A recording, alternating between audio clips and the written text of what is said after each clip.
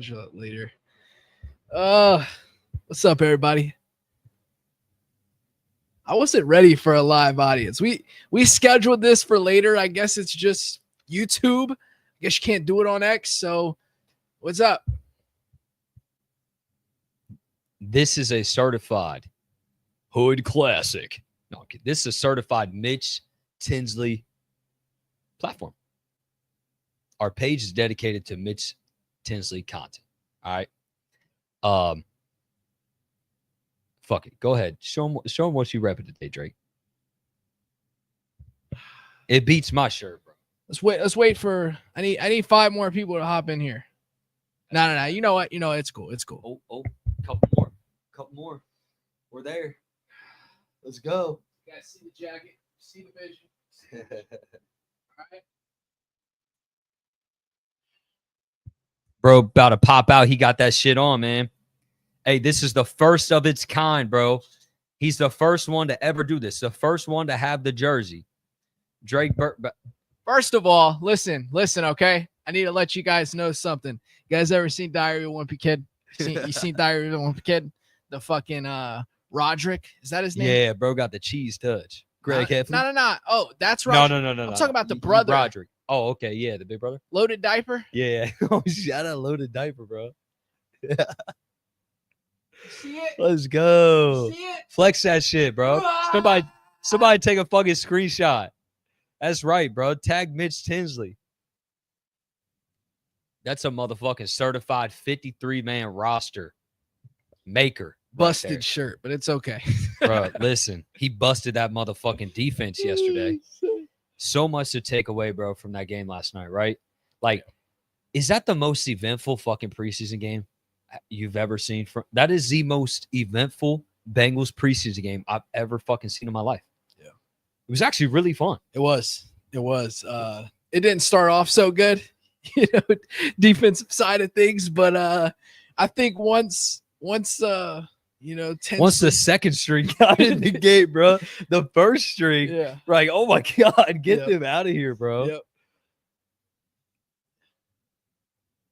We got the gas, huh? Got the gas, though. Mitch Tinsley. Man, appreciate a lot of you guys hopping in, bro. This is a lot of people for what? 5 p.m.? Yeah. Motherfuckers ain't got a job as we're recording. We clearly have no job. I got no job.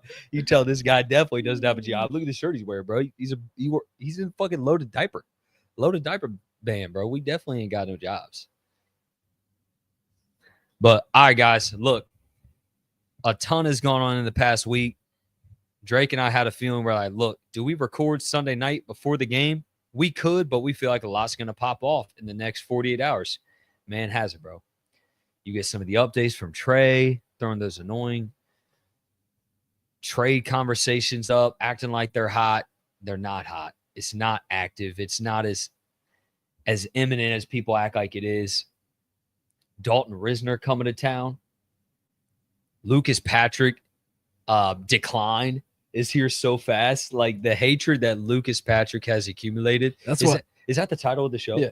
Like, that's probably why it's really started probably from you. Yeah. No, I'm kidding. No, I'm not gonna go crazy for you, but you were saying no. Optimistic shit about Luke now. No, listen. I will Don't say. Don't you make me pull the tweets. Pull the tweets, guys. The way the Bengals shoved Lucas Patrick down our throats was like we were getting the Ted Karras of a guard. And that is so far-fetched.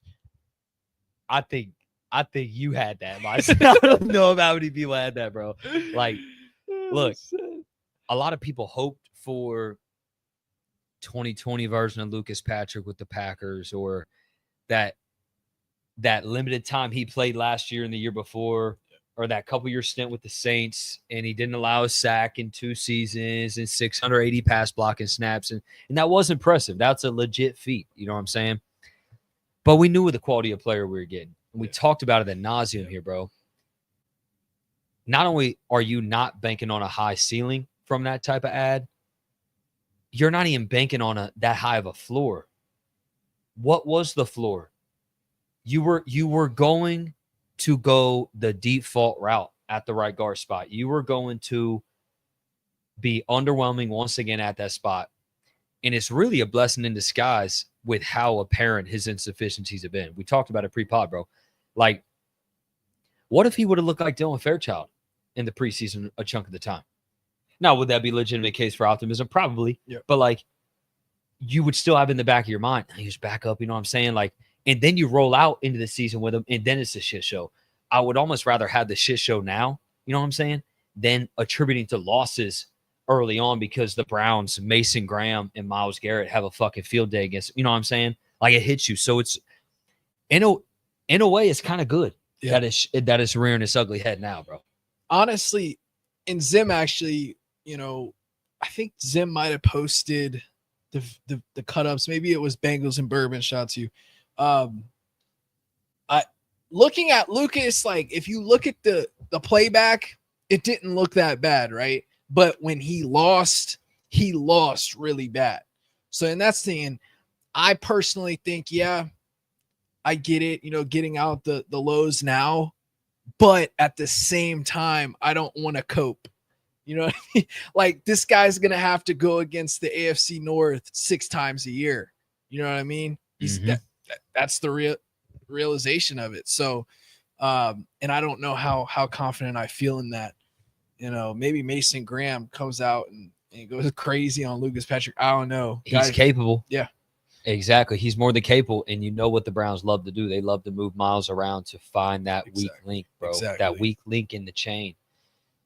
You know, so, yeah, bro, it's became apparent. It's a blessing in disguise, in my opinion. Look, man, there's only so many ways you can try to polish a turd, bro. You know what I'm saying? And that's kind of the epitome of the defense right now. Whichever way you want to try to slice it right now,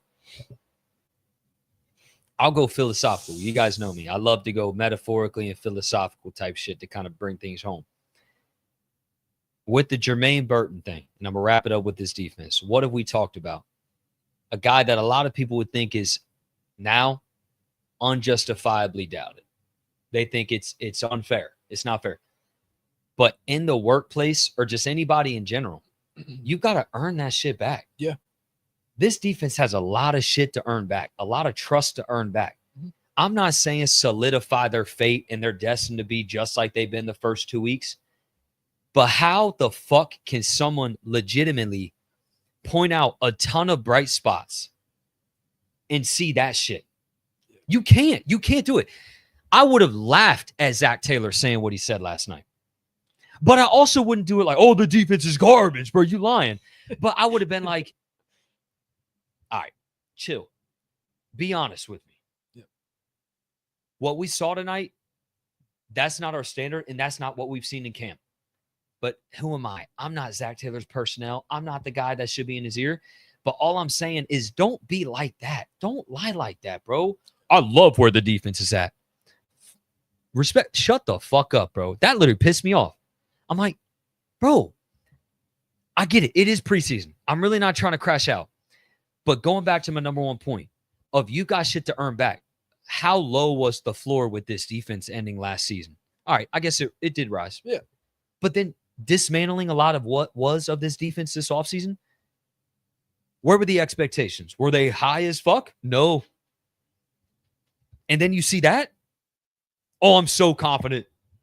Look at him just allowing 20 fucking yards a carry, bro. Think of this starting defense. They played 2 drives in the Eagles game. They allowed a 40-yard run on the first drive against 2 teams. The Eagles had all backups. Will Shipley, Ja'Cory Krosky, Miskett, I guess is legend on fantasy, which is turned funny. us into brisket. Oh my, he did, bro. Like, people are glazing this dude, bro. I saw the funniest meme, bro. Someone's like, no, I actually picked Jamar Chase number 1 overall. Or like something like, oh, like they had another meme, like they picked Ja'Cory Krosky, whatever the fuck his name is. This rando, I guess he's got a little bit of juice. He legitimately gave us the work last night against our number 1 defense. I get it. Not crashing out. I'm just frustrated. If Jermaine Burton, what we're all privy to right now of what he did last year, if he showed you multiple blips again this offseason, but the coaching staff just continuously came in and act like nothing was wrong, would we just act like nothing's wrong? Yeah. Would we? No. I like that comparison. That's where I'm at. Yeah. So like, it's not that I'm here to crash out and say the defense is cooked. It's a fucking preseason game. I get it. But motherfucker, if you go into the workplace and you're like, oh, I'm good, bro. I'm good. I'm not like I used to be.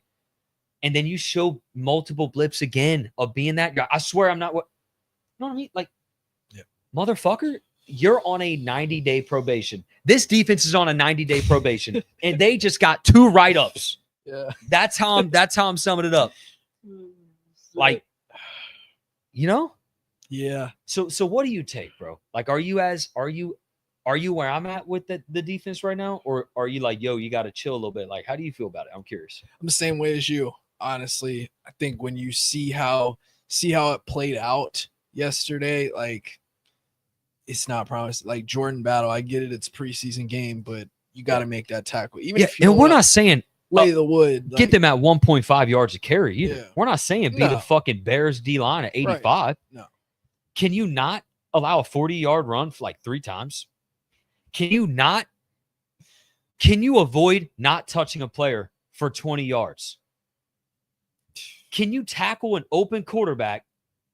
Like Joe Goodberry, somebody posted a picture yesterday of Jaden at the like 11-yard line. Yeah. 4 dudes going after him, like Jamar Chase shit against the Chiefs, barreling down on him.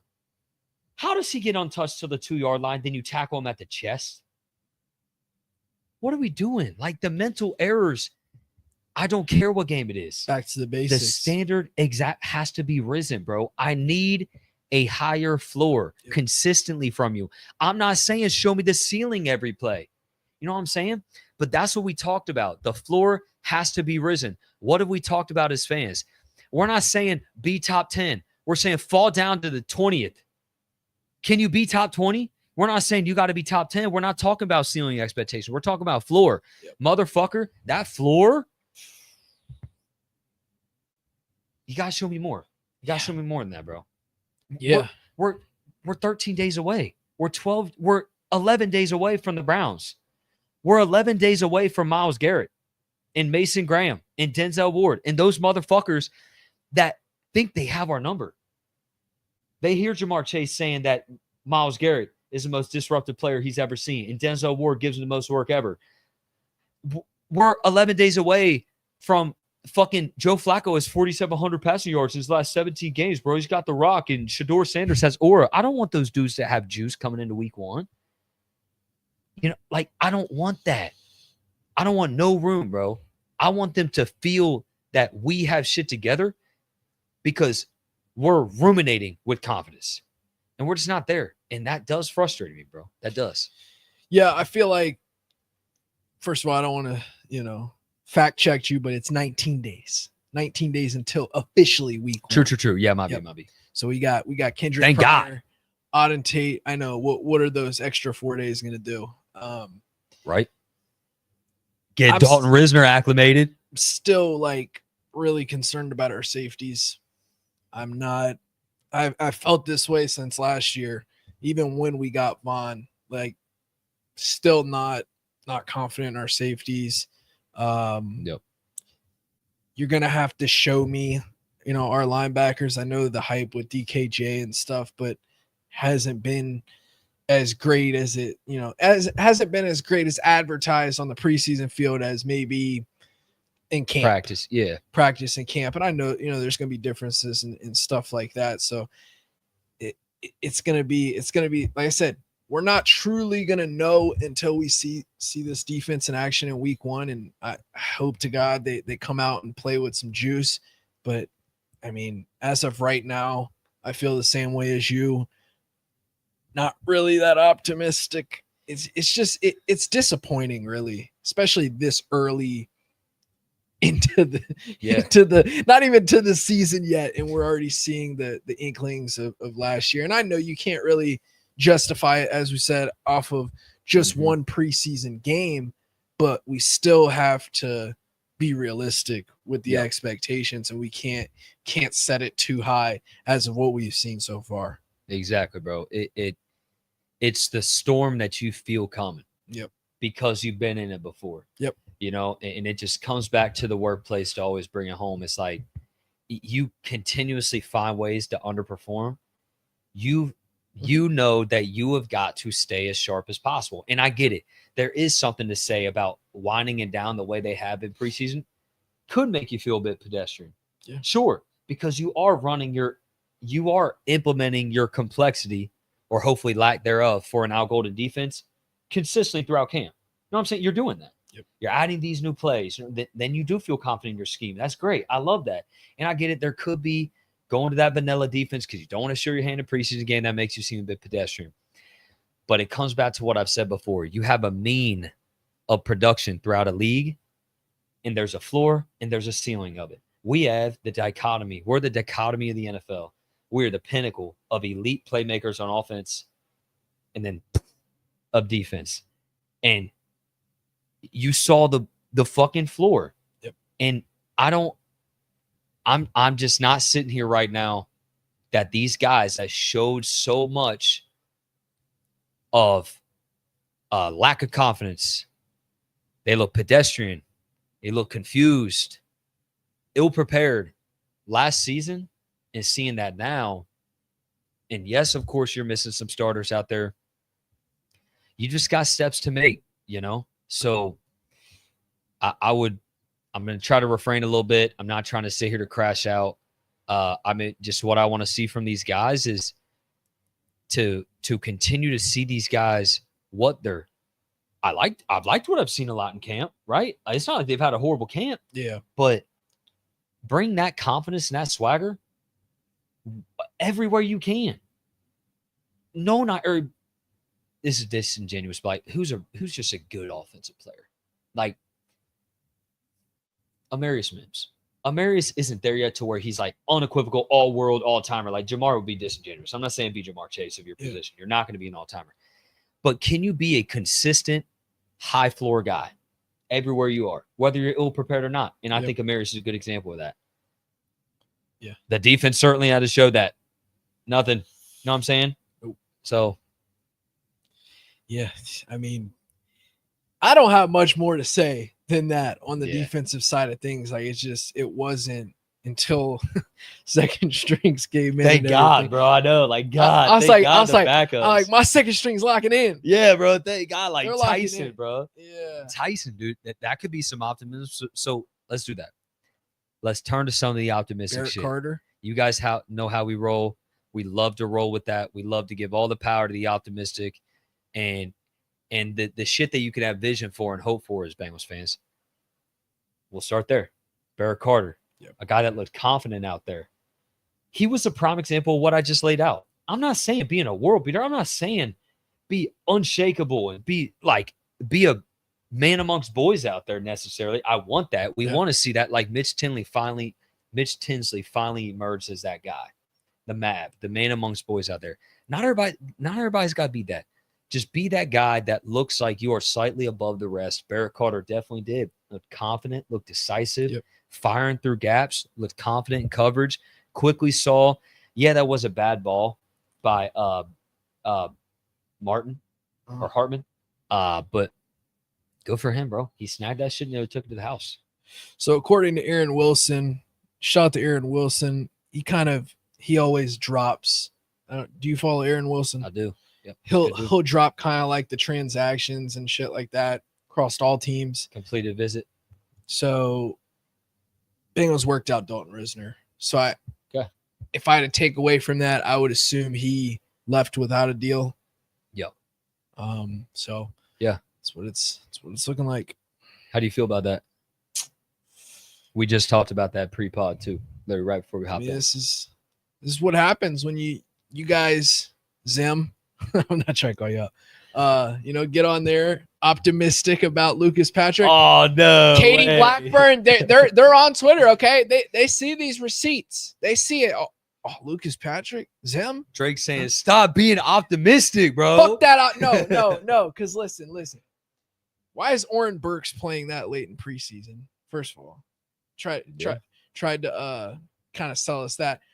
Yeah, we're talking about one of the cheapest defenses in the NFL, right? And that's from a team that is still trying to figure out Trey Hendrickson right now. So I mean, I get it. As we talk pre-pod, Noah Fant left without a deal, but he also had a lot more interest. So I don't know how to feel about it. I know that Lucas Patrick is ass, and people can try to be optimistic, but that dude is going to get thrown around. And we've seen our quarterback get hurt time and time again because of the offensive line struggles and, guys getting thrown into Joe, whatever the case may be. I mean, Michael fucking Jordan. Let me pull Lucas Patrick. Yeah, bro. Okay, hey, I get it. That was a funny moment to catch, but he was trying to avoid the hold. So I do kind of get it. And Joe was going a little crazy. Yeah, I agree. Like when he took that extra turn and just rolled 15 yards back, I was like, what is he doing? Let's be honest. That's some shit that Joe's going to do in a real game.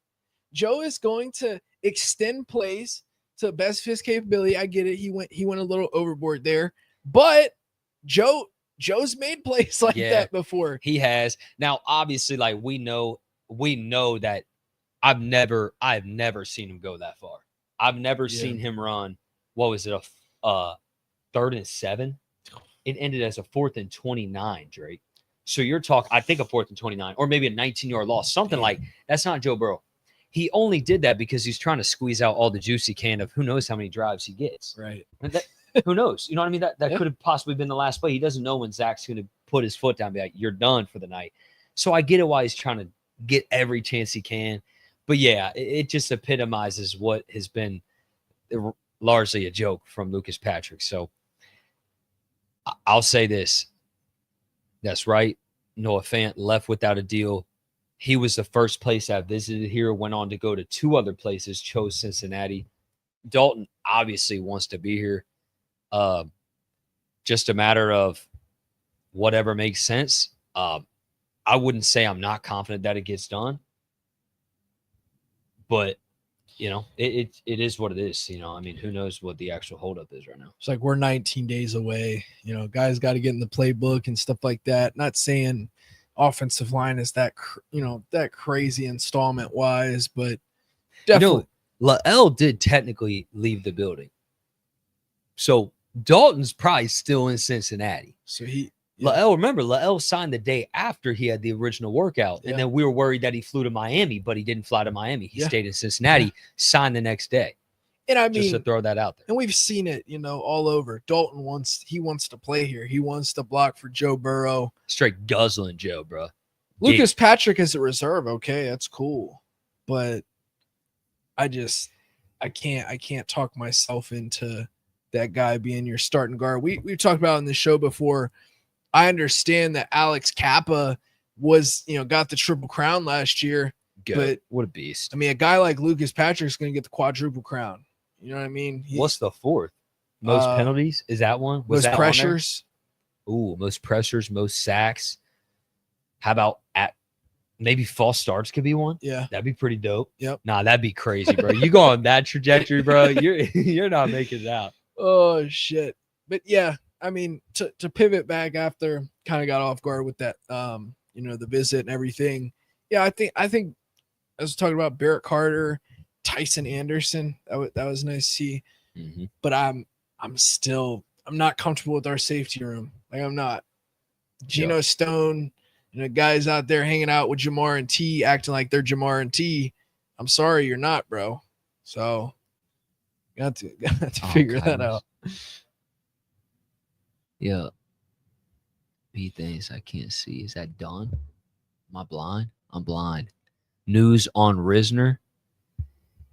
Yeah, appreciate all you guys being involved in the comments here. Yeah, I mean, obviously we just ran down what's going on with Risner, so I would wrap it up with this at least and kind of run back with that because she had a few things there. Risner, I could still clearly see a deal getting done. Yeah. Yeah, I mean, you talk about dudes that did make the most of it last night. I think Tyson is one of those guys. Barrett Carter is one of those guys. Look, bro, you know where I've been. I think you've been here too. I love Shaka Hayward, bro. You do. He made a lot of plays last night, bro. He is a confident, instinctive player. Bro, Shaka Hayward last season in camp, bro, I remember, if I'm not mistaken, I can't confirm this, but I swear Joe Joe had this like left-handed comment during last offseason of that dude giving him some of the most headaches. Shaka is a ball player. Yeah. It just sucks that the room is loaded. You know what I'm saying? But I think Shaka is definitely a dude that has earned a spot. Little caveat I got thrown there. We're going to try to stay on the positive part, but like you talk about the linebacker room, a dude that's been pretty disappointing this season. Muma's on the way out. There's no way. He just hasn't done anything. You know what I'm saying? It's kind of disappointing. Good special teams guy, though. Yeah, but like there's so many other guys you'd put above him as a special, like Oren Burks, capable special teamer. Shaka capable. They're all capable. You know what I'm saying? It's not that just him or somebody else. Shit's popping off right near downtown Cincinnati. That must be the celebration that Risner just signed. Breaking news. I'm kidding. God's saying that Risner just signed. Mitchell Tinsley is added to the 53. Lucas Patrick is a terrorist for Al-Qaeda. Damn. Really, our whole defense looked like terrorists yesterday, bro. But except Tyson Anderson capitalizing again. It's crazy that dude's never had a regular season snap on defense. Man, I think he's destined for it this year. And fuck, I mean, you talk about a dude that's like, are you sure you're not willing to give anybody, you know what I'm saying? Like anybody as safety some run? Yeah. Because like you said, bro, how confident can we sit here that Jordan Battle is like taking a job? You know what I'm saying? Like, how confident are we in any of those guys? Right. So, fuck, I mean, we talked about Dalton Risner. We all know another name that's still out there that we would be more than happy to bring in to solve a problem, and that's Justin Simmons. Yep. Man, that bitch is ripping right there. You know, but as soon as you said Dalton Risner and then you said Justin, right? That's a sign, bro. Thunder's ripping right now. Shit's about to pop off. I'm telling you. She ain't fucking with that. Yeah. But, yeah, bro. There was some optimism to take yesterday. I liked again what I saw from I think Mitch Tinsley. Mitch Tinsley was great. I'm trying to think of another receiver that was pretty good. Isaiah Williams was not. Charlie looked great. That's one we got to talk about, bro. Taj Brooks. Taj, yeah. In my opinion, I think he looked fine last night. I think there were moments where I definitely felt like he was underwhelming, but I do think that it was just genuinely the offensive line was ass. Yeah. So you know what I'm saying? You can only work with so much. Yep. And I felt like he had a lot coming at him. I do feel like he did shit his pants a little bit when he was in there with Joe. I liked the chip block on the first drive he had. Yep. Remember that dump off? Yep. That was over the head? Yeah. You cannot be scrambling backwards, bro, on a screen, on a dump off. You know what I'm saying? That was his biggest weakness was pass catching. Catching out of the backfield. So I think that it's fine. It's preseason. So like I said, I'm not concerned at all. I'm going to like a ton of what Taj brings. I do wish I would have seen a little bit more out of him. That's my opinion. Yeah. I mean, almost 5 yards a clip though. I think he had his big runs and then you had, the 1-2 yard gains. But I feel like that's what you're going to get with the big guy like him. You don't have a Chase Brown who's going to go crazy through them holes. That breakaway. Yeah. You don't have a Derrick Henry. That's what we knew with Taj Brooks coming in, Same with like a Zach Moss who we used to have. It's like doesn't really have that breakaway speed, has the ability to get away.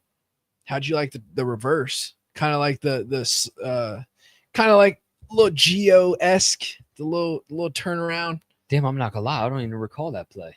When was that? Was that early on? Was that with Joe?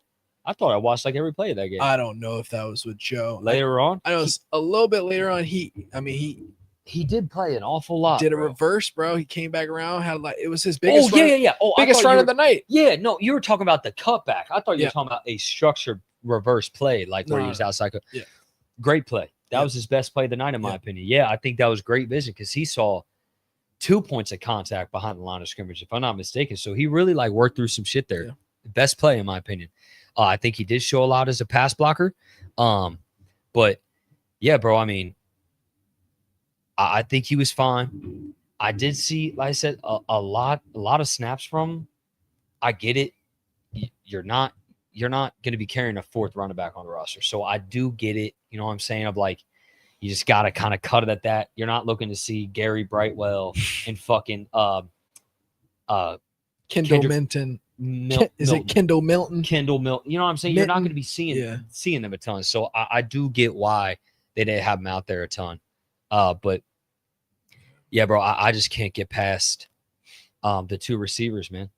Like, I love how I saw so many fans bring up, bro, that how do they keep printing receivers like this?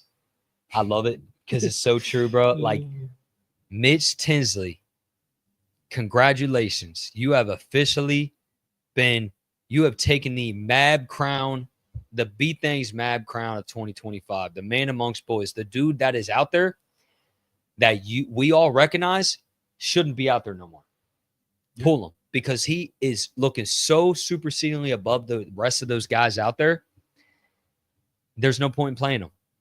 Play after play, bro. Like I said, like, we didn't see just a guy that just put up 73 yards. Yeah. Like, he made 3 amazing catches out of 5. And he caught every target. Like, crazy catches, bro. Yeah. Like, if Jamar made them, we're going, oh my God, that was crazy. Right. If T made it, oh my gosh, he head topped him. That was crazy. Yep. Like, and a dude like that, man, you love to see it. Yeah. Charlie Jones putting on a clinic. Love to see that as well. I mean, both those guys really just started cooking. I know when Jamar and T went out, it took a little bit of, adjusting with Joe. I couldn't really put it on Joe per se. I felt like it was more, and you tweeted out, like, guys just were not getting open. Yeah. Just getting locked up. So it's not, something you want to see, especially when people try to push agendas like, oh, Joe's only good because there's 2 wide receivers. Let's be honest, like that fucking throw to Charlie, that was a dime. Crazy, bro. Crazy, bro. Yeah, I mean, that's where, like, I'm really, a little part of me, but I'm really not here to say this like, oh, we're the first ones, whatever. We're not. Even though we really do cook up some crazy shit. That, like, all of a sudden when people are bringing up later, like, oh, bro, that's a great idea. Right. It's crazy. Like, I feel like I heard no one really emphasize the power of rhythm. Everybody's saying rhythm now. Maybe it's just my mind that's pointing it all out. But, like, we talked about the importance of rhythm. Now that's what's so prevalent. It's like, oh, like, rhythm's everything. Rhythm's everything. Yep. Even for me, the guy that's been preaching that and whatever it took for them to do that, I loved how long they gutted out the Joe snaps yesterday. I love it. I love when I saw him out there again. Yep.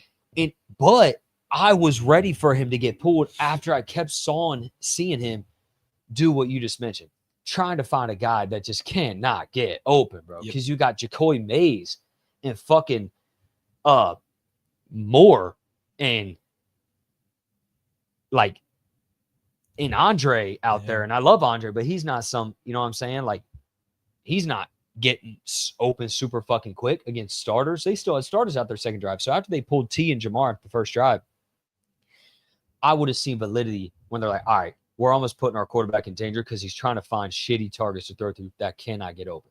Yep. So in my personal opinion, if you're going to keep him out there, keep at least a chunk of the stars out there. You know what I mean? Like, don't let him die because he's trying to find someone to throw to that isn't open. Yeah. Help him out. Right. Help Joe out by having a good player out there that can get open, But either way, I still love it, though, because those reps are going to matter, bro. Maybe he does need to get a little ragdoll a couple times because he's going to get ragdoll 1 or 2 times from Miles or Mason. Yep. We know that, right? So I guess he might as well start it now, bro. Yeah. I mean, I wasn't the biggest fan of, Hudson getting as many snaps with first team over, Noah Fant. I love how so many fans are with that point, bro. They're like, please, no, stop. Because he does make a lot. He's so hot and cold, bro. I know. He's so on. Like, oh, that was a boss. Like, that 3rd and 7 was a boss catch. That was kind of like some T shit. Yeah. He caught that shit out of body and held it out there through the ground. A little bit of swag, a little bit of juice there. I'm like, I fucking like you, but stop.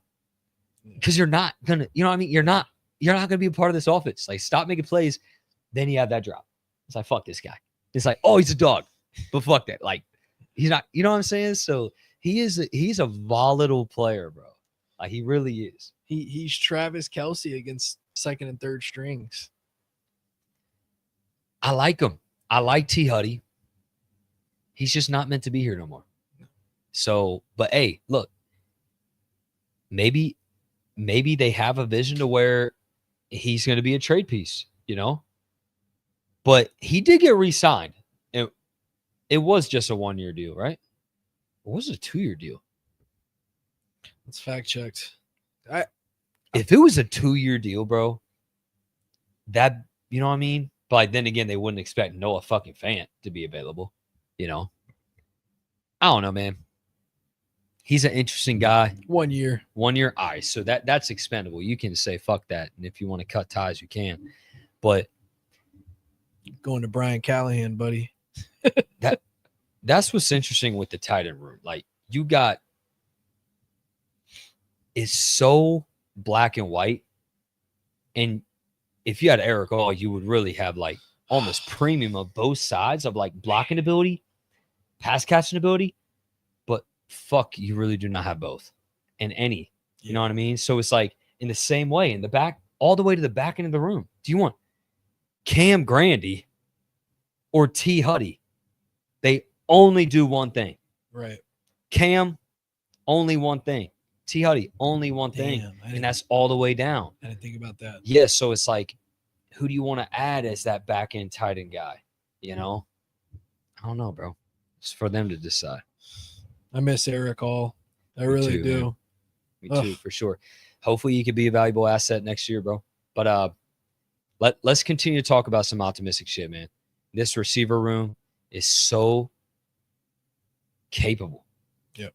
Like, we once again clearly have the best receiver room in the league. There's some receiver rooms that may even have bigger names on the back end of their roster. But like talent for talent, bro, we got capable guys everywhere. Yeah. So it's going to be so much fun. If you sign a capable guy in Dalton Risner, I'm not saying a star. We can't get a bit too lofty now. This is very Lael-esque with him, but not injury-wise, not which I saw you point that out on a post, and I like that. Yeah. I don't want people to be like, oh, this is just like Lael. We're not signing some dude with a deteriorating disc in his back, and he's going to tear his ACL. And he was good that game, that winning streak until he went down, really. But Dalton Risner, he's got a high floor.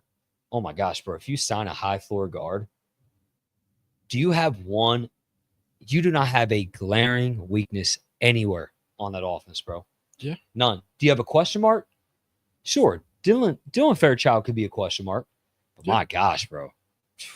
Nowhere do you have an apparent question mark. That's scary, bro. That is scary. Yeah. The offense, as we talked about, is we don't have to question it.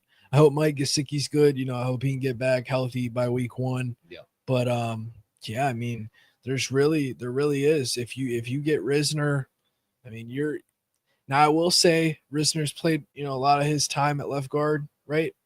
So I think it'll be interesting to see if, that conversion over to the right side. Hopefully it shouldn't be too much, but yeah, man. I mean, I don't see any problematic, issues on our offensive side of the ball. It's just that defense, man. Same thing as last year, kind of trickling into this year. And, I just like our defense, like, I don't want to say it like this, like so mean, but like, it's like almost like we just got bums out there right now. The way they're playing, at least, like the safeties and shit like that. Like, I just feel like we got guys who are in over their head and they think they're something, but they're not. Like yesterday, like I don't want to be a dick, but like when Gino was on the sideline chopping it up with T and Jamar, acting like, he's of that caliber. I'm just like, bro, you're not. Like, I know you think you're cool, but you're not, bro. So I don't know. Yeah, I'm looking at it is tough, bro. I get what you're saying. It's like it brings me back to the BW Web days and shit like that. I get what you're saying, bro. It just comes back to like, you can't help but to think about how much these guys have to earn. Right. You have so much trust to earn, bro. Like, these guys, bro, it's a fine line. and it's too early to crucify them. Yeah, it's too early to ship it in, send it in, that this is certainly what they are. But I get what you're saying of you don't want these guys walking around like they've earned it, but you also got to walk around like you're worth it. You know what I'm saying? Yep. So it's toting that fine line. So like overall, we can't sit here on August 19th and crucify them. It's just they got a lot to earn. And man, does this fan base act like that the FO is everything to earn too? Like that could be a whole other spiel. Yeah. And we're kind of on both sides of this coin. Obviously not to put you on blast or anything, but you've definitely expressed to me your frustrations and underwhelmings of the FO and what they're doing. And you're not alone, bro. A ton of people are like that. I'm not here to be on the other side to champion them or anything, but it's definitely an interesting situation right now with Trey. It's been almost 45 minutes on the show, and we've barely talked about Trey at all, if at all. So what are your takes right now with the current Trey sweepstakes? I mean, it's mind-boggling. Why 20 days before the season we're hearing news now that the Bengals are now looking for trade suitors and stuff. Now, how serious, we don't know that, right? But teams are interested. I think it might have been Josina Anderson today that said the Patriots, they were, they're willing to make a splash move before the start of the season, but they feel like that asking price is too high. You want a first-round pick, you want an impact player, or two. Let's be honest. I love Trey, but it is a steeping ask. It really is. Even though we know how good Trey is, the value that, Trey has brought to this team over the last, 5 years. It's like, even now, traveling with the team in the midst of all this chaos and stuff like that, I just think it's too long. It's been drawn out too long at this point now. And that's where I'm pissed. I'm like, you got to figure this out. Just because you saw Shamar Stewart, and I will give credit to Shamar Stewart, he's been going crazy in practice and stuff. So it's like, just because you see that doesn't mean you're done. This is one of the cheapest defenses in the NFL. The Bengals are top 6 projection in cap space next year. That's with T. Jamar and Joe's contracts there. Your defense is made up of draft picks, Jordan Battle, 3rd round pick, Cam Taylor-Britt, DJ Turner, Dax Hill, all these guys that were invested from draft picks that so far kind of haven't panned out yet. Why are you not capitalizing on that? Thinking back to when Jamar, T, and Joe were all on rookie contracts, and you let guys just walk out the door, whether that's Jesse Bates, DJ Ray, these guys that would now be coming up close for that contract. Now you could have really taken advantage of that. And they're in a situation where now you got to pay these guys, but they're still in good cap health. They still have the money to put on that defensive side of the ball, but they've been stuck in their ways still, in my opinion. It's like, I love TJ Slayton. I think he's going to be good, for us in the run defense department. I can't say that he's going to be a world difference of maker for this defense. We've talked about it. Not one player can change this defense. Not even Trey Hendrickson can do that. So I have to see it to believe it. In terms of the financials, I mean, I also believe the Bengals did the minimalist shit on interior of the offensive line, and that's what cost them a Super Bowl. So it's like multiple. So it's like, I can't defend the front office for actually like that. Now, I will give praise to them for what they did, breaking precedent on the Trey and T contract. But who's to say if Rocky doesn't say, hey, you're not getting this Jamar deal without T? I mean, who's to say that the Bengals would have even got T done? Personally, that's the way I look at it. And I just don't get it why you're pinching money, holding on to money, when that's how business works. You have to take risks, okay? They've done it in the past. They've taken risks. But if you don't take risks, you're always going to be the same that you've always been. Mom and pop diner, don't got nothing, don't have any Super Bowls. That's just the real. Like, the Bengals have to get out of their ways in certain shit. Oh, we don't value guards. Well, I'm sorry, it's 2025. Guards are getting paid over $20 million a year now. You better figure something out. You better draft a guy. You better get some more scouts in there that know how to draft some guys, because what they're trying to do and what they've been trying to do has not worked. As we talked about last year, you had basically the Bengals looked at it, okay, we're firing Lou Anarumo. It was all Lou Anarumo's fault. Bringing out Golden, let's change everything. Everything is going to be great. It's not how it's panning out. Yeah, so I far. saw your tweets on that one last night. You were having a field day. You know me.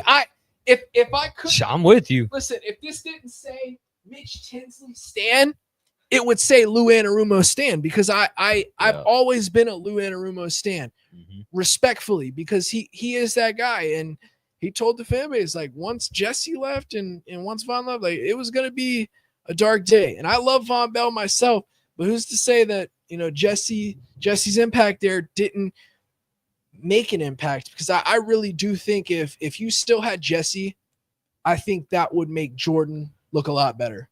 I think the communication, and it makes things a lot easier. You got now everybody's talking about that's the best safety in the league, highest rated safety in Madden. Yep. It's disappointing when you have let guy after guy walk out the door. And I understand the vision. Oh, we got to pay T, we got to pay Jamar. Well, next year they're damn near top 5 in cap space again. We're still in the same predicament of we have a cheap ass defense and a cheap ass offensive line. I will give them credit. I get it. We turn that Jesse Bates money into OBJ, Orlando Brown. Orlando Brown's about to come up for a contract. So yeah, and I totally get what you're saying, bro. Mini crash out. I think I also have mine, bro. So I'll definitely give you the floor for that. I mean, a lot of that's irrefutable, bro. I'll just add the different angle of that's where it comes back to the big picture. What game are you playing? Law of averages will always exist. There will always be a mean to something, unless if you are truly the first of your kind to do it, which at this point in the world on planet Earth, you're not. So what's the mean for the league? It's not as high as what fans want it to be.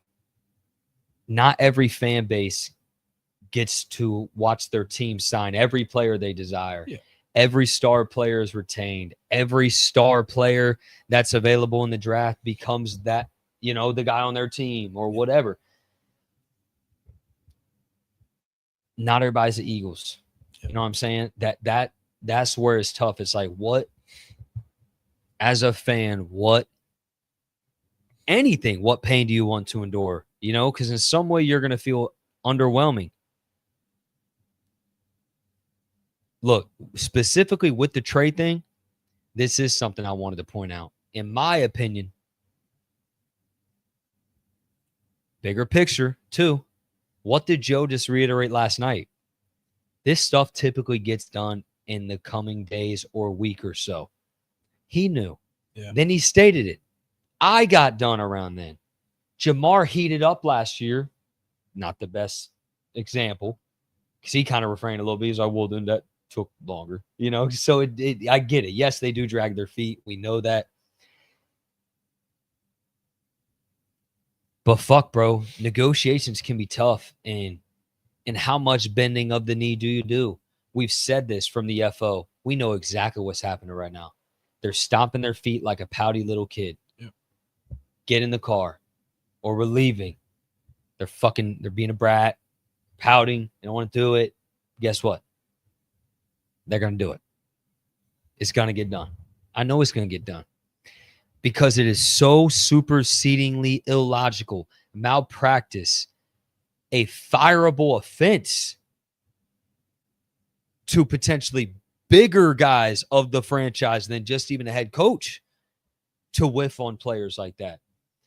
it's too illogical. It's too far out there to even talk about rationalizing a Trey Hendrickson-less defense with some fucking insert young player and first-round pick. And you're not doing that. You're not doing that. Yeah. What I believe they're doing, and this is what I like, Drake.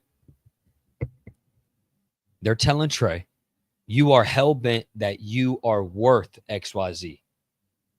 We're going to show you again. We're going to pull back the curtain again on what your value actually is.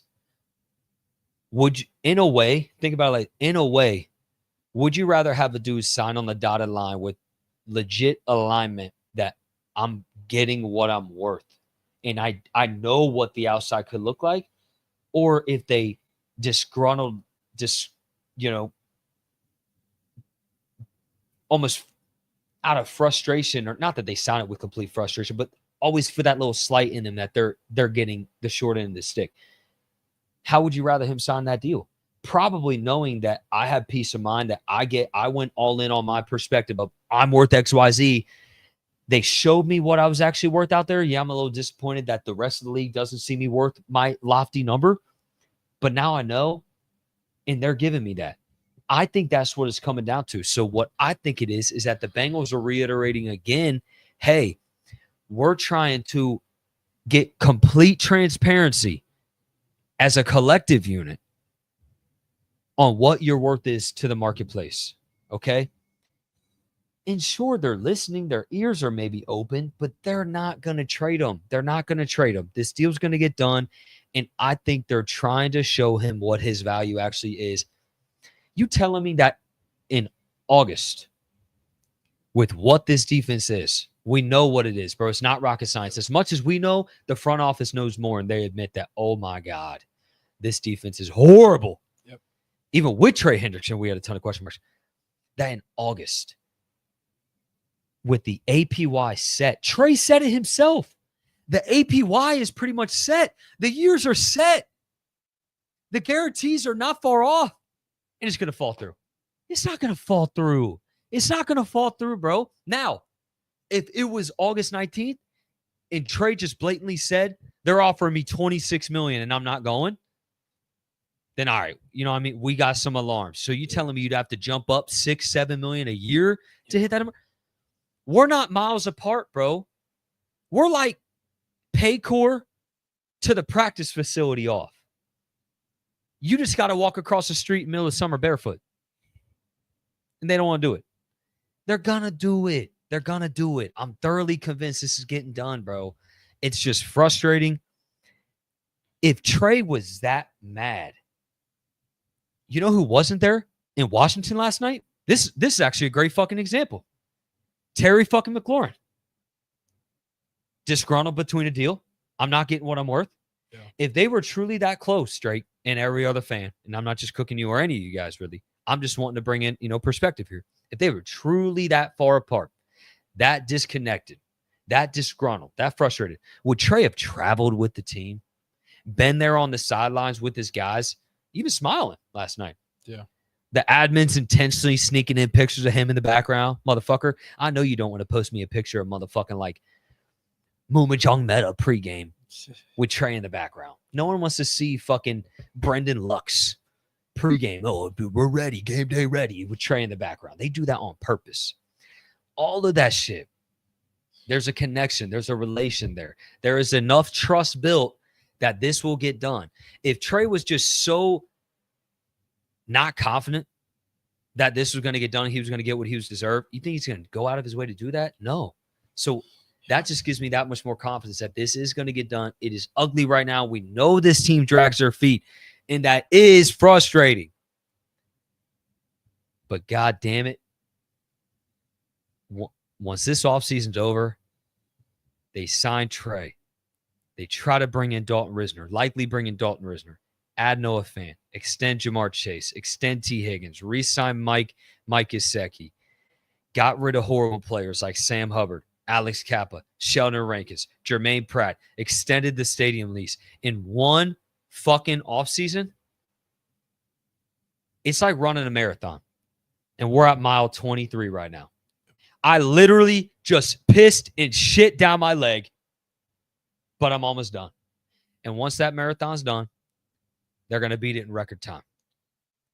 And at the end of the day, in 10 years, when you look at what that race was, they got it done in record time. That's something to celebrate. We're going to look back. We're in the midst of this right now as Bengals fans. It is frustrating. It's agonizing.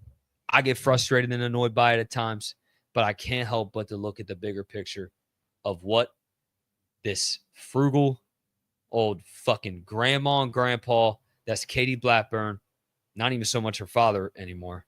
Mike's largely out of the picture. Standing, he just got aura for real. He's aura farming on the sideline. Yeah. He looked like a boss. Yeah. Fuck Troy. He just looks like a non-likable guy. Paul Brown Jr., all those guys are frugal, but fuck, they're gonna make it happen, bro. I think they're gonna make it happen. I mean, you named off a lot of guys, and I understand that. Are you gonna tell me that's not impressive though? It's impressive in an offensive standpoint. You named off one defensive guy, and that's Trey Hendrickson. Defense wins championships. I don't want to listen. I don't, because you were cooking. Okay, I'll give you that. You were cooking. But we signed TJ Slayton. We re-signed BJ Hill. And Oren Burks. We signed Oren Burks. Like, I'm not trying to do that, but like, Al Golden better dig in that fucking bag of tricks, and he better just be doing some 2+2 bullshit in preseason right now, and he's about to pull out a Ludini come week 1, because we cannot rinse and repeat the same product as last year. This team won 9 games with the offense that they did and the shitty defense that they did. Could you imagine if that's the same result, but you get in the playoffs, you get 38-35? Like, bro, I'm not. And then win's a win. No, I'm kidding. No, I'm saying 38-35 loss. Wild card. Yeah, I'm correct. Because you barely snuck in. This is a team that, bro, they should be consistently contending for AFC, clinching, the first seats, shit like that. That's what the Bengals should be, but they've I mean, we're far away from that now. I mean, it's been a couple years now. Offensively, no, there's no doubt in the offense, but that defense, man, and they did minimal this offseason. They really did. I get it. You can't, as you said earlier, you can't sign every guy on the free agent market. You can't, like we saw the Chargers a few years ago when they gave JC Jackson all these fucking guys bag after bag, but it went to shit. So you can't always sign the biggest name on the market, but you have to sign guys that fit your scheme. And that's what the Bengals did a few years ago when you signed Cheeto and you sign guys like that. And I think the Bengals still are trying to take flyers on guys like, oh, we can just do that again. Well, your team was a lot different then. You had Jesse Bates, you had DJ Reader, you had these, centerpiece guys that you could build around, and now you really don't have that as of right now. Like I said, it's all gonna be dependent on what we see in the regular season, and we won't know until we see it. We won't see it till we believe it. But still, I agree. It's impressive what they've done. T. Jamar, and I'll give them flowers all day long for that shit, because we saw Marvin Jones and Mohamed Sanu walk out, and they could have paid them guys easily. So it's like I will give them the credit there. I'll give them credit on bringing in a Noah Fant and shit like that. But you have to figure this shit out. Guys are about to be coming up on contract. What are you gonna do? You're gonna allocate all seven picks to your defense now because Cam Taylor-Britt's going to come up on contract. Geno Stone. I mean, all these guys. Dax. You got all these guys. Now you got PJ Jules starting safety. So what's the formula for the Bengals to get back to their winning ways? This team can win with their offense. There's no doubt about it. But you have to get this defense in order, and it starts with getting guys to really play confident and play like themselves, not play like they think they're somebody else that they're not. Like I'll tell you right now, Geno Stone, he definitely thinks he's prime Justin Simmons, even though he's not. Same with Jordan Battle. Love Jordan Battle. And I think Jordan Battle has the ceiling. But, bro, you aren't prime Von Bell. You know, like, these guys aren't who they think they are inside their heads. They need humbled. You know, they need brought back down to earth. Just because Joe Burrow, Jamar Chase, and T. Higgins are across that, you know, on the other side of the ball, you're not them. You have to play to your standards, and it can't be 30, you know, bottom 5 in the league. You have to play better than that. So I don't want to rip the defense entirely because it still is early. It really is. But you have to be realistic with what we've seen and how we saw it last year on its face. And I'm just, like I said, got to see it to believe it. If I could change the title of the show, you low-key cooked right there with that saying. I don't even know if you realize it. You may have said it backwards unintentionally or intentionally. Yeah. You have to see it, or you have to see it to believe it. You have to believe it to see it. That's what you said. So you flipped it. But that low-key cooks too. Okay. Because you have to believe it, and once you believe it, you will find it. Yeah. That's some real shit. So you find what you're looking for. But that's some philosophical shit to think on for the day. If there was a way that you could construct a defense, well, that's what goes macro picture of what I talked about before. As a fan, and when you scope the landscape of the league, in and of itself, that is very frustrating on how it is panned out this way of underperforming defensive players that you've allocated to. The law of averages. You got to respect the game of that which you play. You can't create within yourself. Sure, just a saying you said. You have to believe it to see it. Of course, you got to be uber confident in yourself, but you got to be confident. You can't be cocky or you can't be arrogant, because when you're arrogant, you're not respecting the boundary of that which you don't understand, which is your opponents and what's outside of you. Yep. So, yeah, you got to stay confident. You love a guy that has that's meek. You love an individual that's meek, that's power under control. AJ Green was a prime example of it, right? He wasn't exuberant. He wasn't oozing with cockiness and I'm going to kill you. He just did, right? Because he was confident in his abilities. I get what you're saying. So, that Sargy perspective, I'm not here to say that the defenders are out there saying they are those guys, and I know you're not either necessarily, but like it would be much worse if they were. Yeah. You know what I'm saying? Like, who is that random fucking UDFA from the line saying I'm one of the best players on the planet? Motherfucker, bro, go play Canadian football. Like, I like that. Sure, that confidence is cool. Yeah. That's cocky because you're not respecting the boundaries of that which you don't understand. You're not even respecting the boundaries of which game you're playing. You're in the NFL, bro. Yeah. Like, you openly, you clearly see a plethora of guys that you have not shown in any way that you're that. Besides the point, as building a roster, if you could write out a plan on what's been the landscape of the league, is you go all in here, you got to sacrifice here. Yep. The entire Eagles defense almost is on rookie contracts outside of Zach Bond and maybe a defensive end. Yeah. Maybe. They just cut the one dude they just traded the one dude they were paying $12 million a year on the secondary. CJGJ. First of all, he's toxic as fuck, so get him off the team. He's a cesspool. But they're cheap as fuck on the defense. Yeah. So when you go to the law of averages, you allocate here to sacrifice here. The Bills have gone in on XYZ spots on the offense. And maybe they're not the best example. But look at the Ravens on defense. They did end up having to pay at a couple spots, but they've also really had to make a sacrifice to invest in other spots. Both safeties, rookies. They're trying to get rookie secondary guys in there. They got a young linebackers in there. Trent Simpson. Young defensive ends that they're not paying. Odafe Owe is not paid yet. David Ojabo hasn't showed shit, which hasn't happened to pan out. So they were forced to pay guys because they invested that didn't pan out. Yep. The law of averages is you have to invest here and sacrifice here. We can't have the Bengals paying at all three levels of the defense a crazy amount. Yeah. But they have, though, Drake. Like, they have tried to invest at key spots. Yeah. They have invested at all three spots of the defense, into the Cowboy, into Logan, a legit good linebacker that I get it. Some people are running with right now that they got a ton of concern about. I'm personally not concerned with Logan yet. Yeah. But they've invested there. Yeah. They invested at trying to find a ball hawk safety. Tried, but it failed. That's the problem. They failed. When it fails is where the scrutiny happens. That's where they tried to point it all to Lou.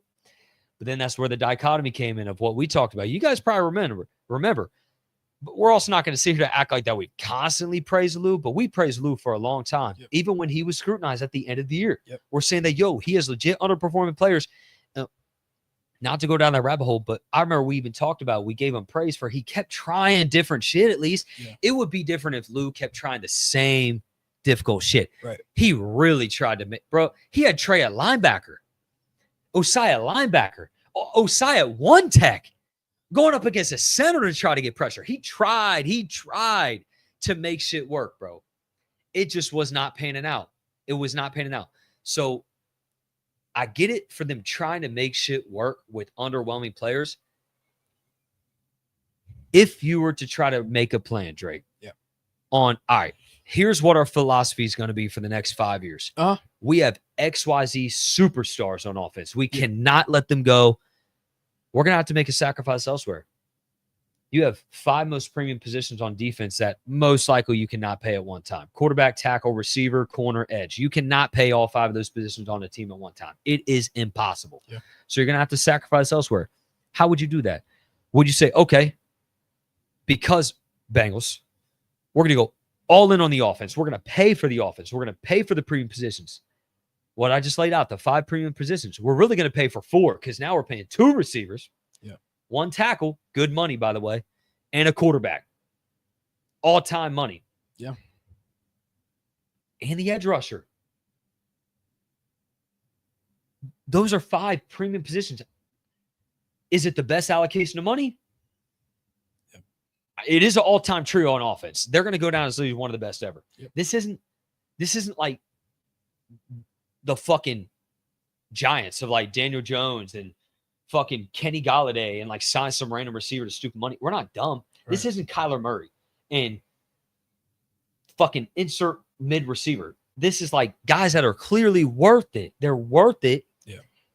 You got to make sacrifices on the defense. What would that sacrifice look like? We're going to invest premium picks. Now, if they invested 5th, 6th, 7th round picks onto the D-line and just hope for the best, then I'd be like clear path to a high likely of failure. They didn't, though. They have invested 2 first-round picks into the edge position, premium position. They have invested 2 day 2 picks, run stop, both run stop. To stop who? The Browns, the Steelers, and the Ravens. Some of the best running offenses in the league. The Ravens aren't some premium passing offense, and we're just going to randomly be like, oh, let's just make them, let's stop the run. It'd be different if like the Ravens are like, oh, let's just be a phenomenal run defense against the Bengals. You're dumb. You're dumb. They've tried to get pass rushers, and it's failed because Joe and them are so amazing. They've tried. They've invested premium positions into the secondary. 1st round pick, 2nd round pick, 2nd round pick, 3rd round pick. They've just missed. Get a larger scouting department or get better scouts. Do something. Don't rely just on your coaches to do shit like that. And that's where you gotta break out, sometimes. But I agree with you. I agree. And I've looked in that lens too before. It's like, investing those premium draft picks into your defense. But at the same time, like you said, it hasn't worked. You go back to the blueprint of when you did make this defense, right? You had a overperforming safety who was lights out, right? Jesse Bates. You paid a DJ Reader from Houston. You bring these guys in, and they had it. They had that blueprint of what to do, and they went away from it, in my opinion. I get it. You can't pay everybody. But back to what I was saying earlier, they didn't capitalize as much as they could have on the rookie contracts of Joe Burrow, Jamar Chase, and T. Higgins. They could have paid guys on those rookie contracts and ate that and bit the bullet in the moment. Like, hey, we're going to pay a little more right now, than maybe we would like to. And then, we're going to have to pay these guys later. But, you wouldn't be a top 6 cap space team next year. You might be, top 20 or so, but you probably win a Super Bowl or so. You probably don't miss the playoffs back-to-back years. You don't put yourself in a grave like they have. And it's going to be, it really is going to be interesting this season, because if you wash away another great Joe Burrow and Jamar Chase season, then I mean, sell the fucking team. That's a crash out comment right there. I mean, I do get the extreme. I do get it though. Like right. The level of how unacceptable that would be. Yeah, So, it's a fire sale type of offense. I do get it. Crazy. I mean, that we talked about it. That's kind of a funny part that no one still talks about, but like I like the urgency that's right now because it's not just dissatisfaction of starting slow. It's not frustration of catching up later. It's I may lose my job and I'm Zach Taylor. Like that's what I like. Like Zach Taylor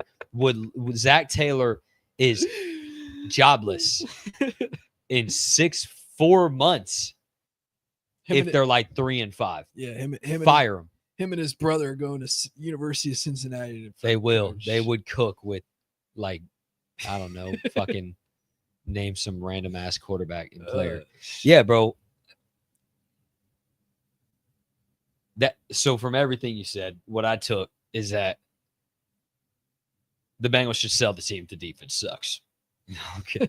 No, I mean if you miss the playoffs though again, and it's because of your defense, that's 100% on FO. I can't put that on Zach Taylor. I can't put that on Al Golden. That's on your fucking front office, your scouting department that frankly sucks. So I mean, it's like we gotta, like I said, you gotta believe it to see it. You gotta see it to believe it. So I mean, we just see things differently, and that's the dichotomy. That's what's great about. And you know what, B-Days? I've been optimistic. I've been in the group chats with the guy, with the opposing, the Chiefs fans, and the Cowboys fans, all these guys that are, and I've defended this front office for so long, B-Days, but it's like there's certain shit that you have to do to get back to your winning ways, and that's taking some sacrifice at times. You're not, I mean, I saw somebody comment and I agree with it. Like the way they operate their team sometimes is as if they are just trying to collect a paycheck. This is not about a paycheck. This is about the future of this team.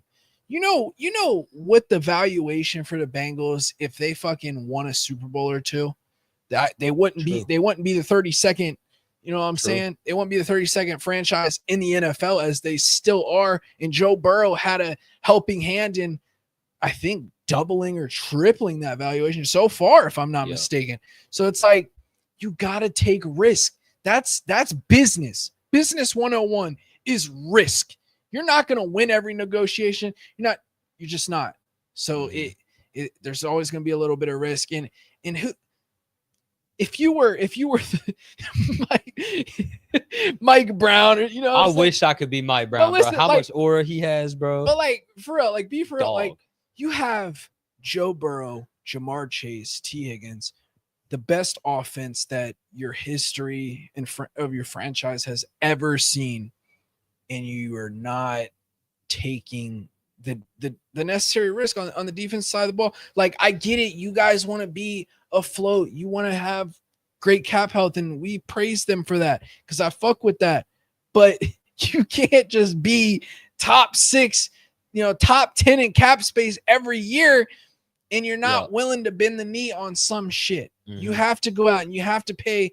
Maybe instead of paying a defensive tackle, and I know they paid BJ Hill, in my opinion, not the best source of not the best investment. In my opinion, we've seen it with Sam Hubbard and guys like that, how quickly that can turn to fail, how quick, the plane can crash, and now you gotta cut a guy and get money back. So they've tried, but have they tried hard enough?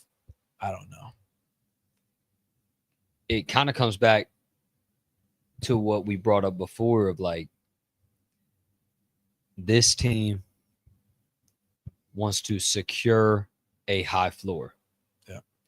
They don't try to break that ceiling. And I do get it in that sense. That is totally frustrating. It is.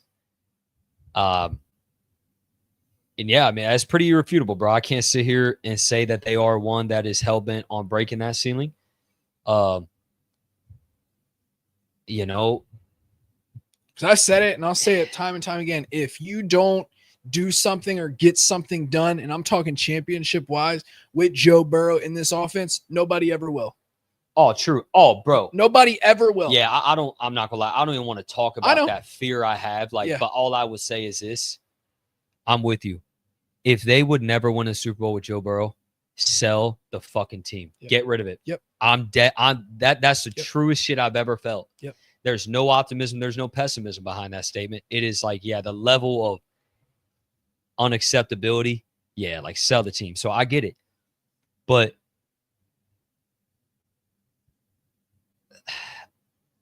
yeah, man, it's just philosophy, you know? And like, I do get it how they've got what they've got because they've just tried to bank on the high floor. And they have made high ceiling moves, but in general, they definitely do still operate with the high floor type shit, you know? So, hey, here's some optimism right here. Jordan Schultz, free agent guard Dalton Risner had a strong meeting and workout with the Bengals today, and the two sides plan to stay in touch. No deal in place as of now. Exact same shit 3-4 weeks ago with Noah Fant. There we go. Off season complete. We signed Dalton Risner. Hey, it could be this bad. Fuck you, fans. Like the Colts. I mean, it could be that bad, bro. Like, I mean, we could be Colts fans. We could, you know, but it could always be worse. Look, man. Look. Smoking on that copium. First of all, TJ Slayton is fire. I think he's going to be good. Yeah. And he's dope because those slugs hit stupid hard. They can't count on him as a pass rusher, though. Please. No, yeah. Please I mean, he's a nose tackle, but I don't know, bro. They deplete all the energy out of you. It did. I mean, because you cooked. Yeah. I cooked. Yeah, you cooked. It just comes back to what we said. I mean, the defense has got to be not horrible, you know, and you just got to get by, man. So it is what it is. You want these players to continue to try to maximize. And look, here's another thing as well. In the big picture, maybe you are off for the first 5 games. But what if they hit that stride week 6 instead of week 13? Yeah.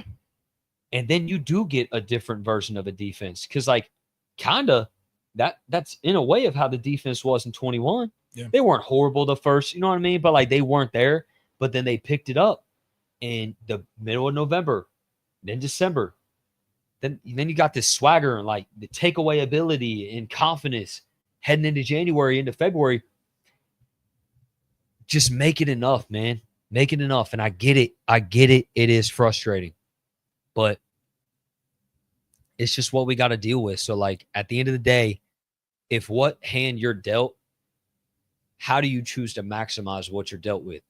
Well, if I can maximize it, I'd want to bank on a guy in Al Golden that has proven maximization of players' abilities at the college and NFL levels in multiple units to where, like, I could believe more that he could work with what's here. If he was just a linebackers coach, then he had corners, edge rushers, you know what I mean? All these different positions, I'd be a little bit less confident, but he has proven some of that. And I would bank on athletic guys that can win surely off talent or off athleticism. And they've got some of those guys. Yep. You just got to make it work, man. So they just got to make it work. It's that simple. Got to. You know, as long as, and I've said it time and time again, if this defensive line can get pressure, similar to what we saw in those last 5 weeks, right? It helps the back end so much more. Okay. That's a world of a difference. Is your defensive line, your trenches. Because that's how, linebackers. That's how you're going to win a Super Bowl, is in the trenches. Your offensive line, your defensive line. Guys doing their job. Yep.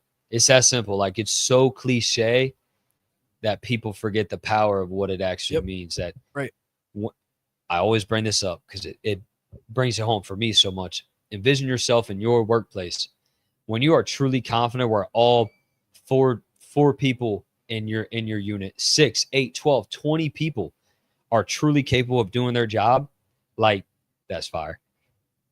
You're going to be a great unit because then all of a sudden you don't got to worry about overcompensating. That's what I've taken from a guy like Logan that people have a lot of scrutiny about right now. He's not confident with the guys around him yet. That's my opinion. TBD on a hopefully, you know what I mean? I know he's had his knee cleaned up before. Hopefully nothing weird. Hopefully no like true slow, quick dissension for him. Unfortunately, we've seen that. We've seen that from Jermaine. We've seen that from Sam. But also, Logan does have pretty high level of athleticism. Not that he's like the freakiest fucking linebacker out there. No, did he? Unlike Sam, you know what I mean? To where you saw clear, like if anything happened, you know what I mean? But I'm not worried about a guy like that. It's just that you've got to maximize, you've got to trust what's around you. So, yes, that's what this time of year is for. And just to throw it out there again, that's what comes back to that stupid-ass comment by Zach. That I'm so confident in these guys. Fuck you, bro. It's just such a dumb, like, stop lying. You could have just said something like that. Like, you know what? Like, I believe that these guys are confident in their roles, and I think they're fully capable of being a quality unit, and we didn't play up to our standards tonight. But that's what preseason's for, and that's that. And once again, I should be on Zach Taylor's PR team. You know what Zach Taylor I need to come out hire me when he's talking about the defense? You remember that question they asked him? This is probably the one time I ever saw Zach Taylor kind of get out of character, get a little heated, was when he was asked when Joe tore up the Ravens 525, right? And he was like, "Oh no, I don't have any regret or anything like that because they did it to us." Remember when Lamar did it against a beat up team like us when a few years ago when we weren't competing and we didn't really have that type of team. So I need that Zach Taylor. I need that Zach Taylor come out and just an edge, chip on their shoulder. Yeah, you can't just scrape by like these dudes. These dudes have sucked in the preseason. Now second and third strings, like against Kamara, second and third strings. Crazy. We cooked. We got our first W yesterday. I can't remember the last time we won a preseason game, honestly. I'm with you, bro. I said that earlier. I was like, bro, I almost wanted to keep the streak going, like just for vibes. Like, yeah, we don't win preseason games, But yeah, I can't tell you the last time we won one. I'm not sure. Maybe did we beat the Colts last year? I don't remember. We probably lost. I don't fucking know. Little punter news. You hear who's cooking right now for the Buffalo Bills, huh? I've heard, yeah. Shit, Ryan looked good last night. Oh, yeah. He had a good punt inside inside the 10, something like that? Yeah. I think he did. Ryan's going to be, way better than that guy. But yeah, no doubt. I was Evan. actually Evan, bro, looking good. Yeah. Couple 50+ yarders again. I was going back through. Remember, was it last year? I think it was. Dude, we had a 3-punter battle. Yeah, that Austin McNamara, Ryan Rico, and Bradley Robbins. How lame you are to remember the 3 punters in the battle last year is pretty crazy. Don't care. Pretty lame. Just like poor Rocky Lombardi never got to see the field. And same for my guy Dez. No. Oh. Dez. But I'm talking about the other guy. Who? Last year? Or this year? Peyton Thorne? Peyton Thorne. Bro, no one gives a fuck about Peyton Thorne. Peyton Thorne, Rocky Lombardi, like, come on, man. Bro, you know what? You know what I need? You know what I need this Saturday? I need one last hoorah for Kendrick Pryor and Des Ritter. I need the elite performance from him. I wanted to see Des. Me too. It was kind of interesting, bro. I do think Jake played a little long. He played much better this game. I tweeted out, Jake Browning moves like he's an offensive guard at quarterback. I stand behind that. It is agonizingly slow. About Drew Sample. He moves like Drew Sample. That's that's an even better fucking take. Yeah. He's Drew Sample quarterbacks. That's real shit. Oh, he's so fucking slow. Like, pick it up, bro. Why are you? Like, he tries to reverse like he's Burrows sometimes. Yeah, bro. He plays like he's on 0.75. 0.8 speed. Pick it up, man. Like, he escapes the pocket and dudes are trailing him the whole time. And he will flush and do like the fluid movement shit just at such a slow pace, bro. He barely gets the ball out. Like, ugh. But I love Jake. He did come back a little bit yesterday, though. He did. I felt like still throw some duckies, bro. Like that. Them little duckies, bro. He was ducks still fly. I get it. I stand behind that Jake Browning philosophy, but fuck, bro. I think Tinsley probably had like half of his yards, if I had to guess. Then Jones probably had the other half. Yeah, true. Yeah, bro. So look, shout out Charlie, man. For real. Shout out Charles, bro. Wait, what'd he say? Type shit. Type shit. So fire. Type shit. I don't even think he meant to do that either. Oh, yeah, he did, bro. Look at him. Charles Jones got a little bit of juice. Nah, I'm saying like he wasn't like looking at the camera for real. Like he wasn't like type shit. Like Taj really came in when you telling me he wasn't trying to find the camera? Charles Jones seems like that guy. I think Charlie's got some soul in him. He does, bro. He's got juice for real, bro. Look, it's all about the juice, man. All about a little bit of swag. Look, man, we're gonna wrap up this show here. There's a lot of positives to take away. I think one last little thing we'll talk about is kind of we touched on it a little bit with just what we saw of Joe. I love that they had him 3 drives out there because I tweeted about it. I was like, this is a moment of, do you bend the knee and revert back to reps philosophy, or do you go all in on establishing rhythm against the grain? When at times it truly did, like the volatility, not that we were expecting complete Eagles-like performance, like every drive 60 yards passing, you know what I'm saying? No drop passes, just making it look easy. We weren't expecting that. Yeah. We also weren't expecting that much dysfunction, but I loved how diligent they were of getting that rhythm. Yep. That's what's going to matter. And I've talked about it in my opinion. And I kind of loved, as a little bit of confidence for myself, a little boost of confidence of what I suggested a couple weeks ago of what I would like to see a preseason for these guys preparation-wise. I don't want to see no country club shit. I personally saw too quick a country club shit from the receivers last night. I think they should have played another drive. It's fine. I personally would have had them out there. Yeah. I get it. They are incredible. I'm not here to doubt that they're going to be super slow, but we've seen what a slow country club like preseason going into Cleveland week 1 could look like. Will it look like that? I don't think so. You know what I'm saying? But to keep Joe out there that long, to commit to establishing rhythm to get that game-like feel, and have him in pads the whole game, I fucking love that shit. Just little shit. Sure, it may be philosophy, and you may think, oh, that's foo-foo, it don't matter. I think that shit matters, bro. Yep. I think of immersing him, and should have been all the players. In my personal opinion, no player should have their pads off. That's my opinion. That, like I said, that may sound foo-foo. That may sound like coach speak, like nobody takes their helmets off. You've got everything to earn as a culture right now. Yeah. Right? Like, are we sitting here as Bengals fans that, they've proven everything in August to be confident in superpower in September? Fuck, no, they haven't. Motherfucker. You know what I'm saying? I don't care, bro, if you're the best receiver on the planet like Jamar is. I mean that in the best way. You know what I'm saying? As if, like, I was a coach. I was in their ears. Like, let's go against the grain of what would be conventional. Rest these guys. Chill out. But I liked seeing that from Joe last night, because that's a guy that's locked in now to not catch himself lacking in week 1 when he's got to fucking face Myles Garrett, when we got to see Denzel Ward, when we got to see Mason Graham, when we see these guys that think they still got our number. Yep. You know what I'm saying? So I loved that. It's going to be interesting on what they do on Saturday. I get it. It's a 5-day turnaround. So I totally get it if they choose to not dress the guys. So I'll ask you, would you play in week 3? Who do we play again? Indianapolis, I assume. Yep. If Indy's going to try out starters, and that's where I think coaches discuss that type of shit, right? Mm-hmm. If Indy's willing to try out some starters, we need to try out some starters. I like it. And you're also talking 20 days. Yep. Till game 1. Yeah. You know what I'm saying? So, like we talked about last year, like, that cute rep shit. Joe went 6 for 6 and 56 yards and a touchdown. Like, we're back. Let's just rest him for 26 days. Yep. It's a whole month. Yeah. It's just 20. You know what I mean? This time around. So, if it was me,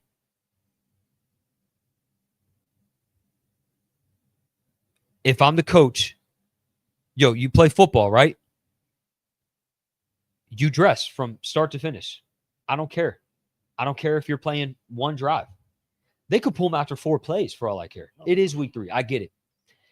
But if it was me personally, I'm doing the same shit until you establish rhythm. Yep.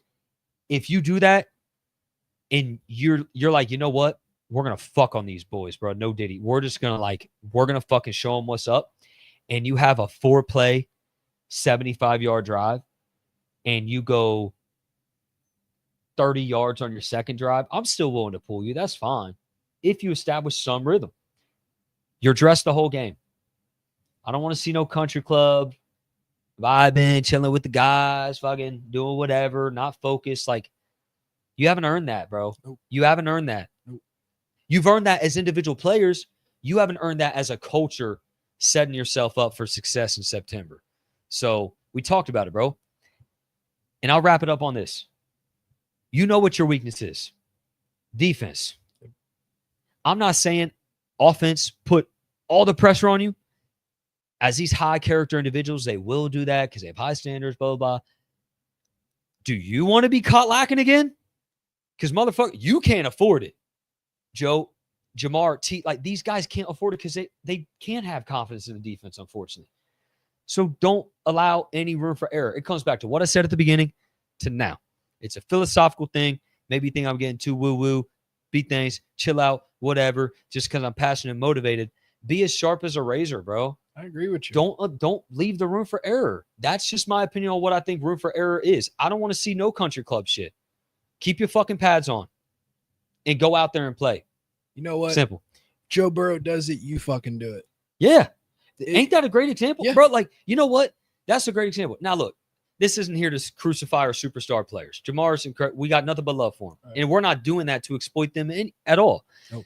In general, if your best fucking player you have ever had in the history of your franchise is leaving every stone unturned to say, I'm making sure I am being my absolute best today, you better fucking do it, bro. Better follow suit.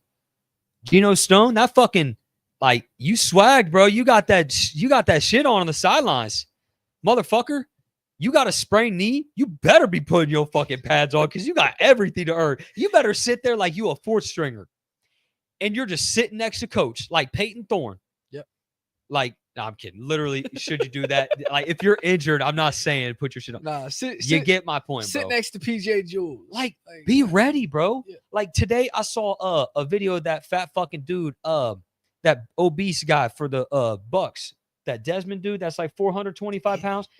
He was on the rehab field like a kid, and I'm not here to crucify him. Maybe he was balling out for 2 hours before this. I'm not, but they show a second clip of him he's like a kid just pushing the bag over.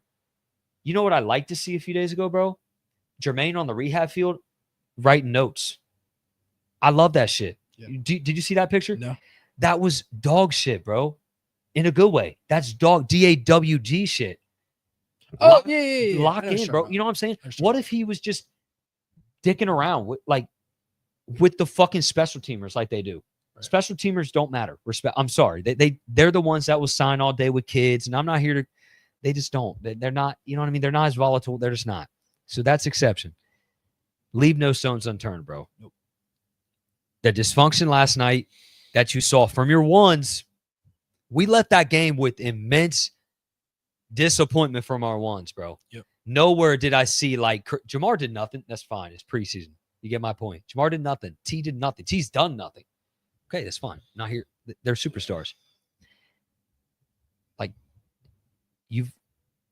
I would just go all in on the mentality of we've earned nothing until we prove something. Yeah, we are who we are, but I like September's coming up, baby. I like that motto. Better than fat. PHAT. Yeah. What did you say? What you talking about? The earn.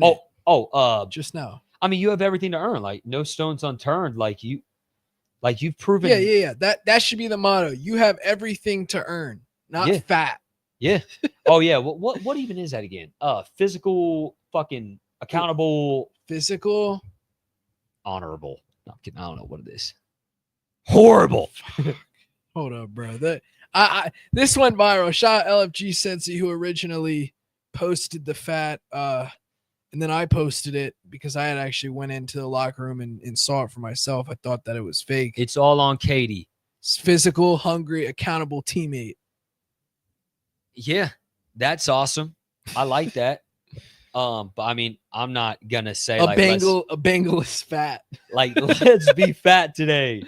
A Bengal is physical, hungry, accountable teammate. That's what yeah, bro. Like we're not, you know what I'm saying? We're not trying to do that, you know. We're trying to win. Exactly, bro. So that'll probably do it, guys. We're gonna wrap it up. Kind of went out on a banger there. Oh yeah. I loved seeing it. So if I was Joe, I would love to see that like conversation heading into week 3. Yeah. Like we're gonna do something that's completely unconventional. Let's maybe change the trajectory of how teams operate in preseason, period. Yeah. Maybe game 3 all of a sudden is something that they not go all out for. I'm not saying play half the game. I'm not saying that. I'm saying clearly keep the foot on the pedal. Because you got a bye week, bro. Yeah. You got time to heal up. You're cool. Right. Now, if you got legit, my hamy's been a little bit, you know what I'm saying? That's why they're keeping Mike out. Mike's not like there's no drastic injury. If you have any issue at all, pull him. I'm not saying play him. Yeah. I'm not saying play him through injury. I'm not saying play him through fucking anything. Yeah. But if they're not, motherfucker, stay sharp. Keep those pads on. Stay locked the fuck in, especially for the team we see week 1. You talk about a thorn in Joe Burrow's side. We've said it. There is not a player that has caused more hell for Joe Burrow in his career than Myles Garrett. Yep. I don't want to see it continue in 19 days. We can't see Joe Flacco throw for 400 and 3 touchdowns and hell yeah. We can't see it. That's something that how can we say that wouldn't happen? Because look at what we've seen. Right. You know? So yeah, bro. It's been fun so far. It's been a fun, eventful offseason.